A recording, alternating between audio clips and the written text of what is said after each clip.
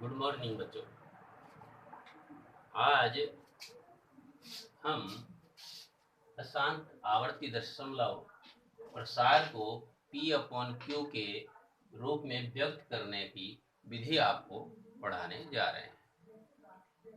Method of convert non terminating recurring decimal expansion in the form of P/Q। दरअसल इसको हम 4 चरणों में, एक 4 स्टेप वाइज को हम कर सकते हैं। पहले में जो अशांत आवर्ती दशमलव संख्या हमें दी गई है उसको हम x के इक्वल मान लें। दूसरा, जो हमें देखना होगा कि जो बार के अंदर संख्या दी गई है दशमलव की, वे कितने अंक हैं। दरअसल एक एग्जाम्पल देखिएगा, ये है यदि 0.75 और 2, यदि यहाँ बार है, ये बार कहलाता है, ये क्या कहलाता है,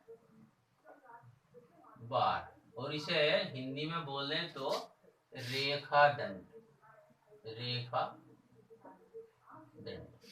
इसके अंदर जो ये नंबर दिया गया है, ये देखिएगा, ये यहाँ से यहाँ तक केवल 2 के ऊपर है। इसका भी प्राइस है कि 0.752222 अप टू सोन, जहां तक चल सकता है वहां तक। ये दो दो, यही तो अशांत है, ये तो अशांत है। ये शांत हो जाता तो टर्मिनेटिंग डेसिमल हो जाता। ये तो चलता ही रहेगा। इसको इसी वजह से जैसे P/Q की फॉर्म में लिखने के लिए स्पेशल तरीका दिया जा रहा है।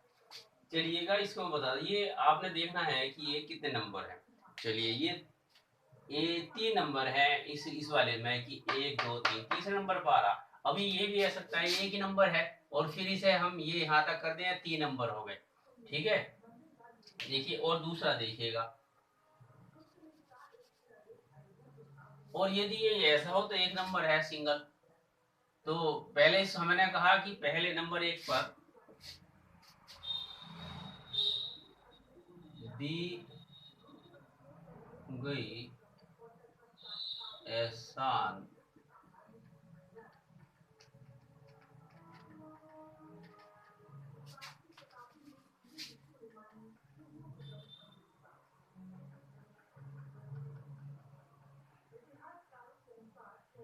आवर्त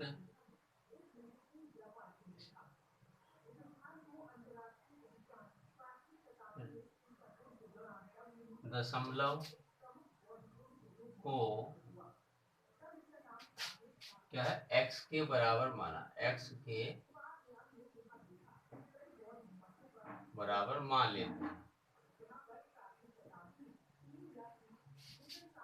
नंबर 1। नंबर दो क्या है कि जो बार ब्रैकेट के अंदर जो संख्या दी गई है, तो बार ब्रैकेट के अंदर जो संख्या दी गई है उनको हम गिन लेते हैं। ठीक है, दशमलव बिंदु के बाद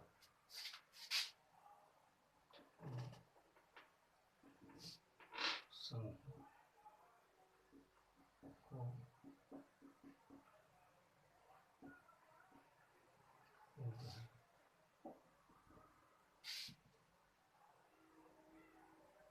इसके बाद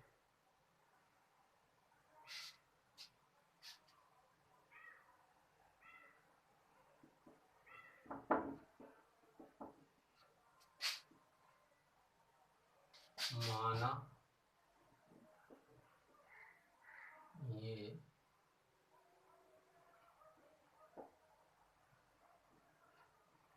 संख्या n है, तो संख्या को 10 की घात n से गुणा करते हैं। ठीक है, नंबर 4,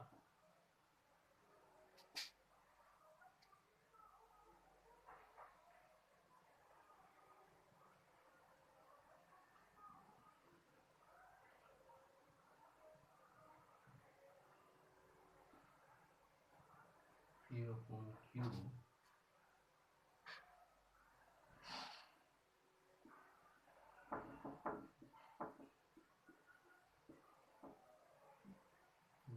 श्योर।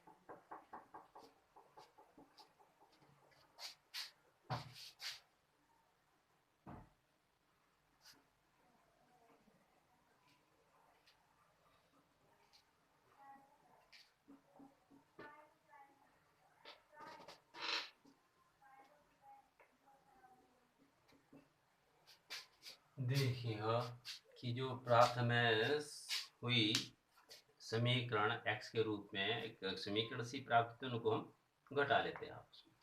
चलिए मैं करके दिखाता हूँ। लिखना आसान है। अगर कहा जाए कि गंगा में तैरना या किसी पौंड में तैरना है और तैरने के लिए पहले लेफ्ट पैर मारिए, फिर राइट हैंड चलाइए, फिर राइट लेग चलाइएगा, फिर लेफ्ट हैंड चलाइएगा। ये this is the process, not swimming. ये तैरने का तरीका नहीं है। जब तक हम खुद कूद कर देखने के नहीं कि प्रॉब्लम कहाँ क्रिएट होती है, कहाँ आती है प्रॉब्लम, कहाँ उत्पन्न होती है, तब तक कितना ही कोशिश कर ले संभव नहीं। खास तौर से गणित और विज्ञान में हमें प्रैक्टिकली हमें जो है खुद करना होगा। करेंगे तो समझेंगे। गणित में प्रैक्टिस मेक मैन परफेक्ट। जो प्रैक्टिस करता है वही परफेक्ट होता है। जो प्रैक्टिस नहीं करता, चाहे कितना बड़ा ज्ञानवान हो, होशियार नहीं हो सकता, सफल नहीं हो सकता। इसलिए मेरी बात समझिए। आप बार बार पुनर्अभ्यास कीजिए, बार बार उसको कीजिएगा। मैं आपको इसके ऊपर एक सवाल कर दिखा रहा हूँ, एक एग्जाम्पल लेकर दिखा रहा हूँ कि किस तरह से हल करते हैं। इसमें एक एग्जाम्पल से काम नहीं चलेगा। मैं आपको 3 एग्जाम्पल सिखाऊंगा।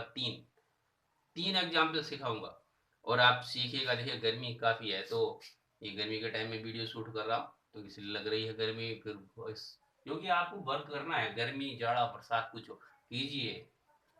इन दिनों में ये कोरोना महामारी चल रही है ना, इन दिनों में वही सफल होंगे जो करेंगे। थोड़ी देर के लिए पुश करते हैं वीडियो ताकि मैं रफ कर दूं इसको, और उसके बाद देखिए एक एग्जाम्पल हमने लिया है। 0.7 बार को P अपॉन Q के रूप में व्यक्त कीजिए। यानी कि माना, ये हमने कहा था पहले स्टेप में कि जो दिया हुआ अशांत आवर्ती दशमलव है उसको x के बराबर मान लेते हैं। ये हमने मान लिया क्या कि माना x बराबर 0.7 बार। अब इसका बार हटाया मैंने, x बराबर 0.777। कितनी बार भी लिख सकते हैं, जरूर नहीं 3 बार लिखे हैं, कितनी बार भी लिख सकते हैं। यहाँ केवल एक अंक 7 की पुनरावृत्ति हो रही है। पुनरावृत्ति बार बार आवृत्ति हो रही है। इसलिए समीकरण 1 को 10 से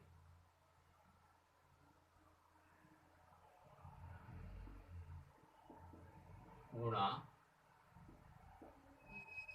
करने पर, हमने कहा था स्टेप नंबर 2 में कि जो दशमलव के अंक ढूंढ लेते हैं, फाइंड आउट करते हैं कितने बार में कितने दशमलव के अंक हैं। दशमलव अंक के बाद जो दशमलव से शुरू होने वाली संख्या उसमें कितने अंक हैं, यहाँ एक अंक है, तो इसलिए वहां वो n के बराबर होगी। और n 10 की पावर n बराबर एक अंक। तो 10 के ऊपर एक लिखे 10 ही आ जाएगा, इसलिए 10 से गुणा करना है इसकी। तो गुणा करने पर क्या हो गया, 10 से गुणा करी 10x हो गया बराबर 7.77। और 7 कर लो, ये 7 2 हटा दो, यहाँ 2 7 यहाँ रह जाएंगे। फालतू लिखने का फायदा क्या है। देखिएगा ये इक्वेशन नंबर आपकी 2 होगी। ठीक है। अब हमने क्या किया, समीकरण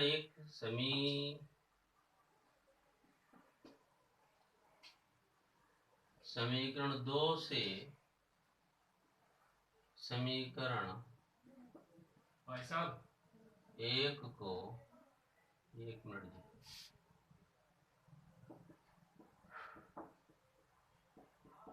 घटाने पर बचा जी।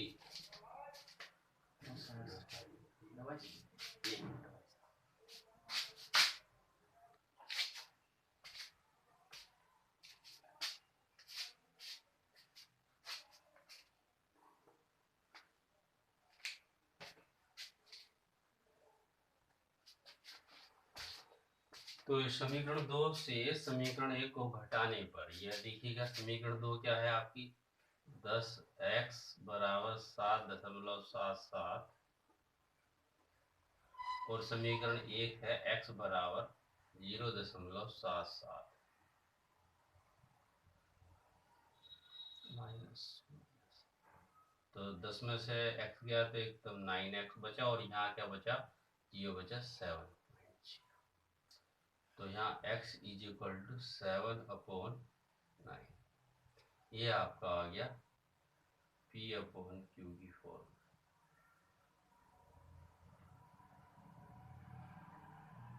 ये आपका आंसर हो गया।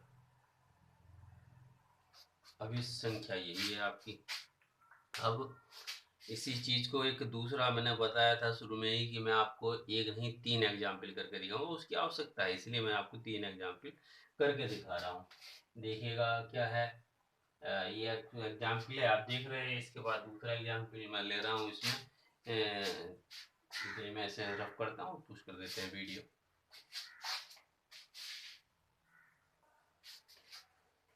ये देखिए, ये है 0.68 को P/Q के रूप में व्यक्त कीजिए। माना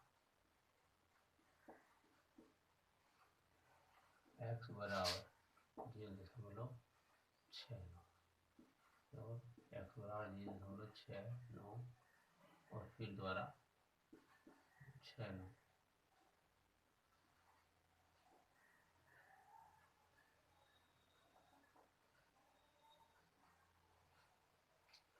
यहाँ केवल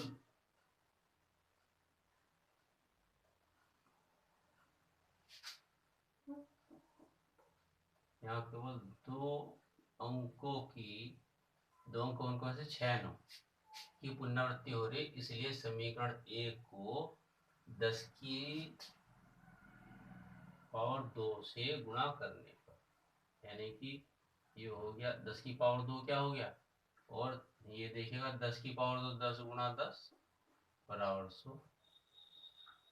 तो मैंने 100 से गुणा करी 100x बराबर, इसकी जब 100 से गुणा करी तो 69.69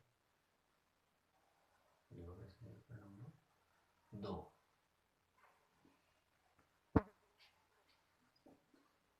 समीकरण 2 को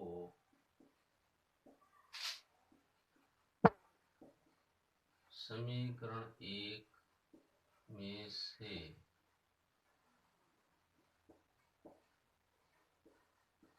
घटाने पर देखिएगा 100x बराबर 69.69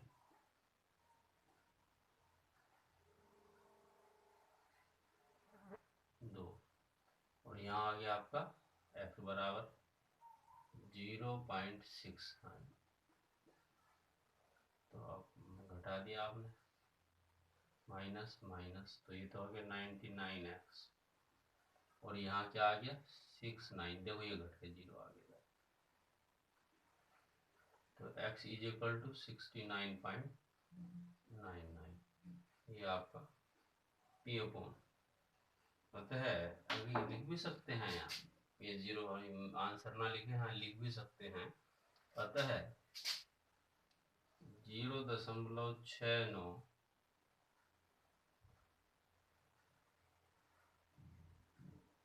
बराबर 69.99। ठीक है, ये आपका एग्जाम्पल नंबर 2 हुआ।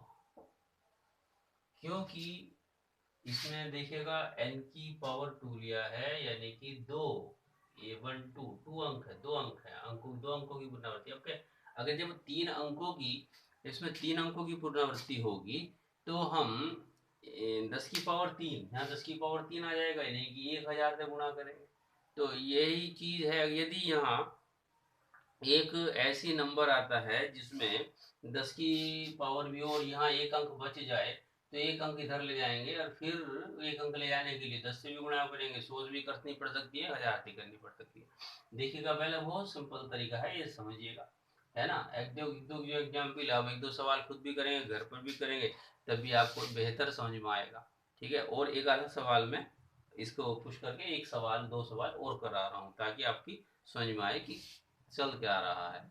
अभी तो मैंने सीधा सीधा कराया, अब इसके बाद में जहाँ बार में ये बार करने, अगर यहाँ बार ब्रैकेट केवल 9 पे होता तो क्या होता, ऐसा सवाल भी एक मैं आपके सामने करके दिखा रहा हूँ। आइए देखते हैं ये सवाल 0.2355 को P/Q के रूप में व्यक्त कीजिए। फिर वही प्रोसेस, माना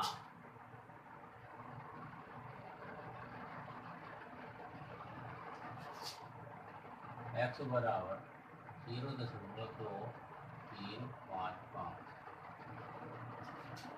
अभी इसको ऐसा करें कि ये यहाँ एक समीकरण है,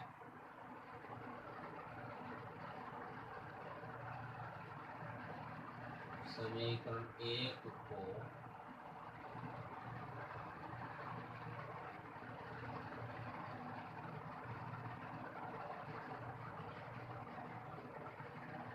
इससे गुणा करने पर, इसे 10 से गुणा कर दी तो 10x बराबर 2.35, यानी कि ऊपर बार आ गया, है ना। अभी समीकरण 1 गुणा 10 कर दिया, इसे आपने इसे ऐसे भी लिख सकते हैं 10x बराबर 2.3535। अभी भी ये समीकरण है। अब हम यहाँ देखते हैं कि दशमलव के बाद कितनी संख्या दे रखी है, 3 दे रखी है, तो यहाँ केवल 3 अंकों की, यहाँ केवल 2 अंकों की पुनरावृत्ति हो रही है, किंतु दशमलव के बाद 3 अंक दे रखे हैं इसने। तो यहाँ देखिएगा,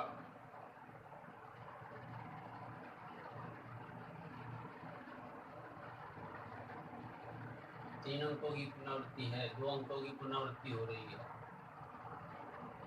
3 अंकों की, इसलिए यहाँ समीकरण 1 को 10 की पावर 3 से गुणा कर दे। पुनरावृत्ति तो नहीं है, पुनरावृत्ति तो केवल 3 5 की होगी, 2 की पुनरावृत्ति तो नहीं होगी, किंतु दशमलव के बाद 3 अंक दे रखे हैं।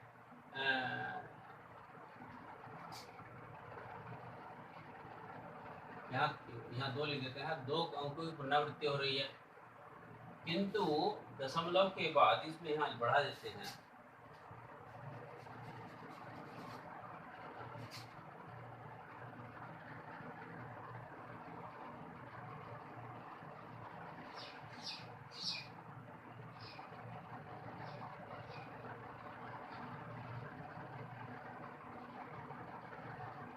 किंतु दशमलव के बाद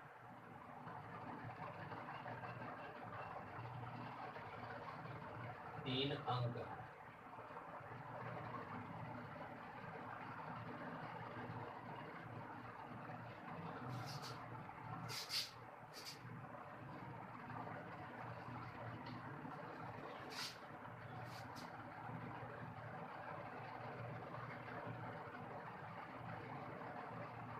इसलिए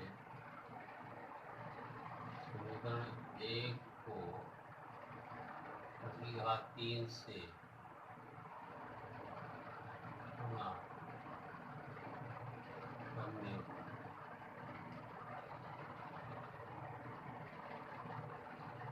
कर देते हैं इसको 1000 का गुणा, समीकरण 1 ही है, ये समीकरण 2 कर देते हैं,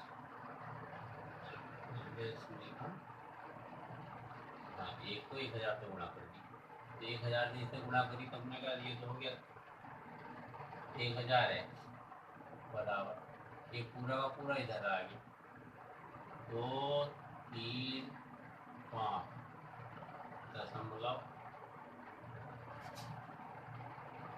3 5।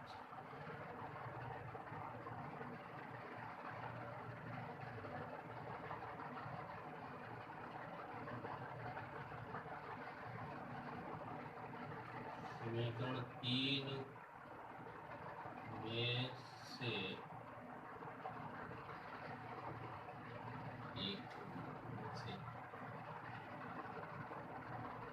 समीकरण 2 हटाने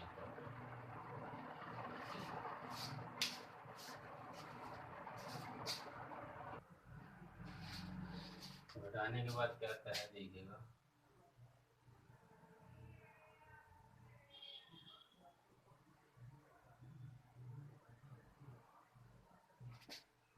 समीकरण 2 का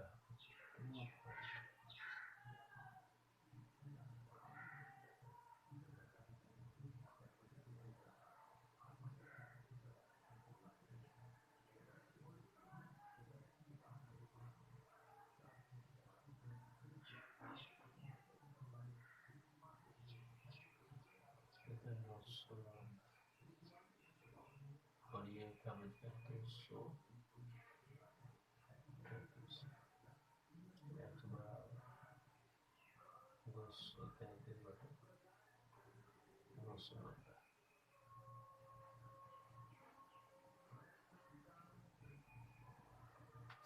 तो यहाँ ये सवाल आपका पूरा होता है।